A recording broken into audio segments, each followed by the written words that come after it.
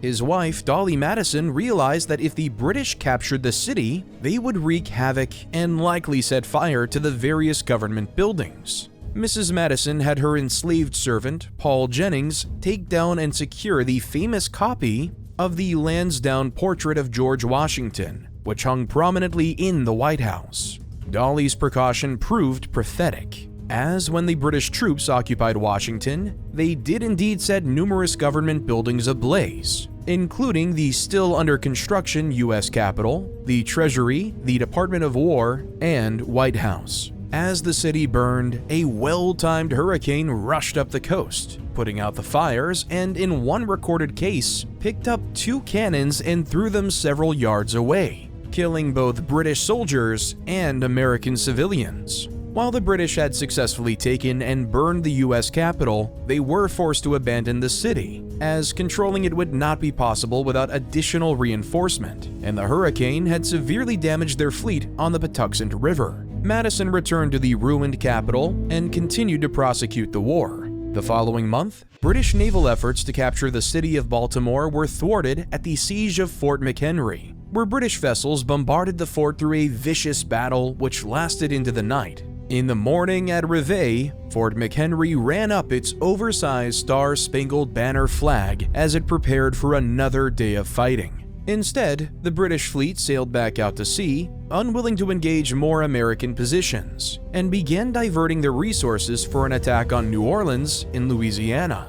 The siege of Fort McHenry and the sight of the oversized American flag on the morning of September 14, 1814, inspired American lawyer Francis Scott Key to pen a poem titled The Defense of Fort McHenry. The words of the poem, set to the tune of an old British drinking song, would go on to become the national anthem of the United States, the Star-Spangled Banner. The British made one last attempt to make an offensive effort into the American mainland near the city of New Orleans in Louisiana. Hoping to get control of the Mississippi River, British forces landed several miles south of New Orleans and attempted to march on the city. The defense of the city was organized by a fiery commander named Andrew Jackson, whose hodgepodge assembly of defenders included pirates, militia, free blacks, and regulars. In January 1815, unaware that the United States and England had concluded negotiations for a peace treaty in December 1814,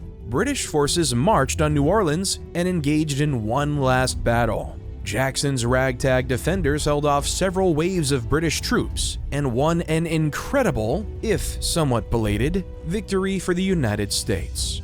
Although the War of 1812 is little known today, it had many lasting impacts across for the United States and the people of North America. Without question, the greatest effect on the war was not any territory gained, but rather the definitive end of any hope for the Native Americans to establish any kind of sovereignty over their land. As part of the treaty, the British had pushed for the establishment of an Indian state in the Great Lakes region, but the United States had outright rejected the plan. The dam was about to burst for Western expansion, and there was nothing and no one left to stop the tide from sweeping away the native tribes still standing. On a global scale, most of the European powers had assumed the United States would not be able to last. The great experiment would have run its course, and these backwards farmers and high-hatted intellectuals would have torn the country apart. Instead, on a very public world stage, the United States had again declared war on the most powerful empire in the world and fought them to a standstill. While there was very little territory gained by the Treaty of Ghent, the statement was clear. The United States was here, and they were here to stay, at least as long as it could stay together. As the 19th century progressed, many Americans became enamored with the concept of continentalism, a belief that the United States would one day stretch from sea to shining sea and cover the North American continent. The Treaty of Ghent did very little to enhance the territory owned by the United States in the aftermath of the War of 1812. Although Jefferson's Louisiana Purchase had increased the territory owned by the United States all the way to the Rocky Mountains. Political treaties with Spain and Great Britain helped to expand and clarify these borders through the 1820s, and Americans became increasingly ravenous to fulfill this continental dream. At the same time, President James Monroe's 1823 warned European powers that the Western Hemisphere was no longer theirs to play with, and that the United States would exert its influence as the major power in the region if they attempted to colonize here again. The message was clear, and an idea began to take shape in the minds of the American people.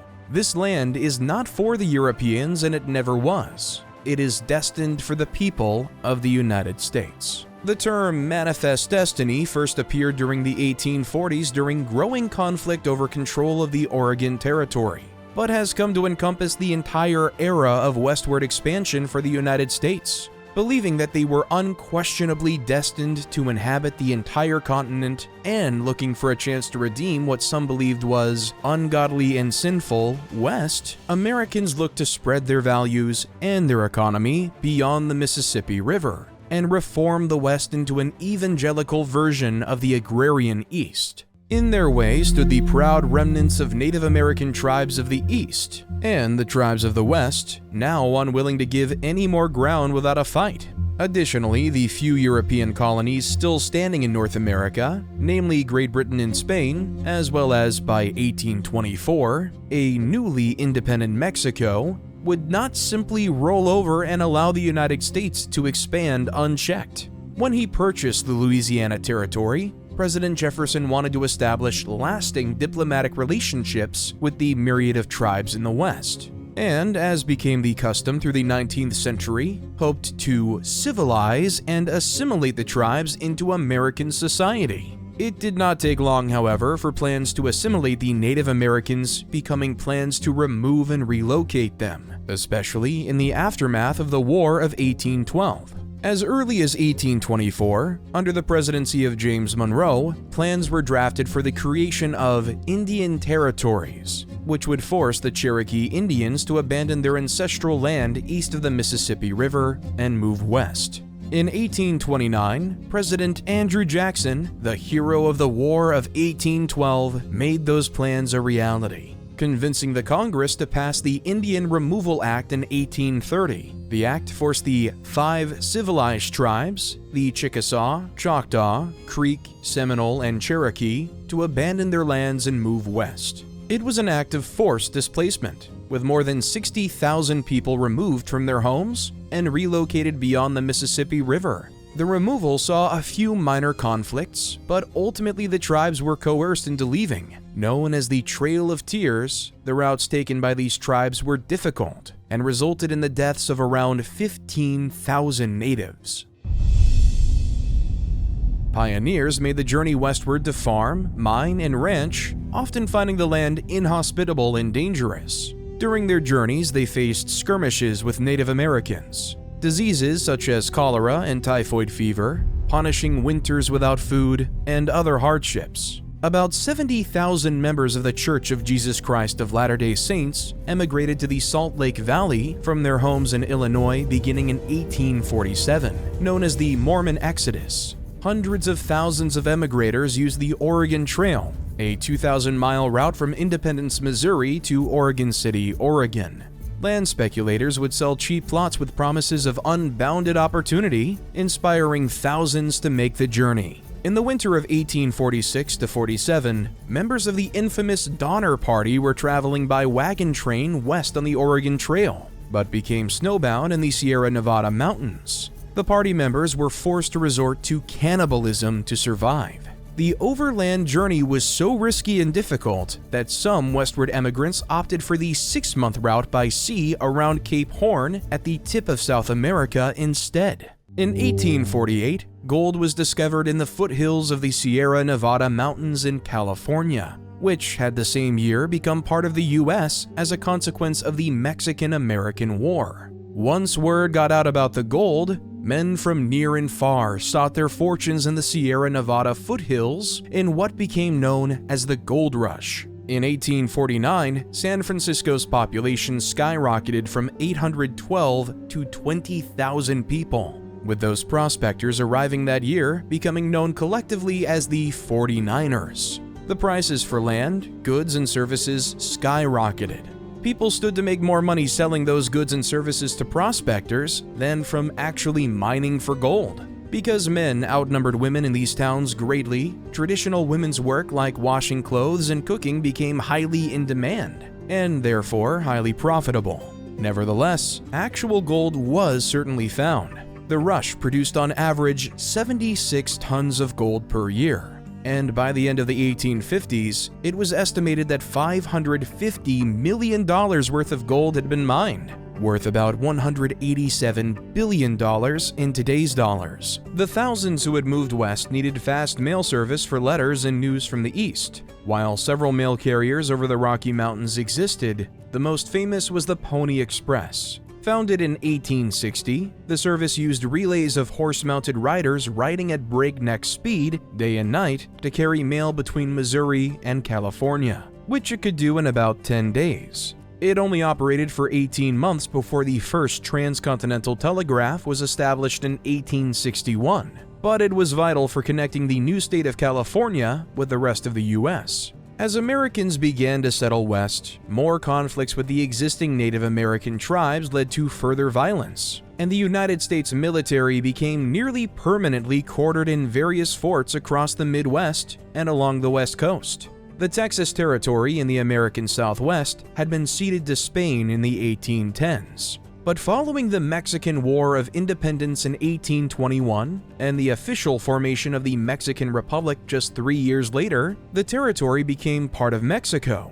Texas was far away from the center of the Mexican government in Saltillo and had fewer than 4,000 people living across the vast territory. Looking to increase immigration to the state and hoping the subsequent rise in population would deter Indian raids, the Mexican government offered cheap land and considerable financial benefits for those who would take residence in the state.